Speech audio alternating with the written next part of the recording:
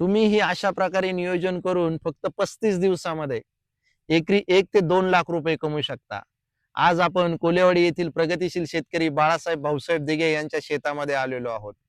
इथे आपण 2 फुटी सरी काढून सरीच्या मध्यभागी मकाची टोकन पद्धतीने लागवड केलेली आहे आणि सरीच्या दोन्हीही बाजूला कोथिंबिरीची टोकन पद्धतीने लागवड केलेली आहे. कोथिंबिरीची व्हरायटी निवडत असताना आपण इथे 30 दिवसामध्ये येणारा वाण निवडलेला आहे, जेणेकरून 30 दिवसामध्ये आपली कोथिंबीर निघून जाणार आहे आणि त्यानंतर आपल्याला मकामध्ये तण व्यवस्थापन करता येणार आहे. सध्या बऱ्याच शेतकरी बांधवांच्या ऊसाच्या आणि मकाच्या लागवडी चालू आहे.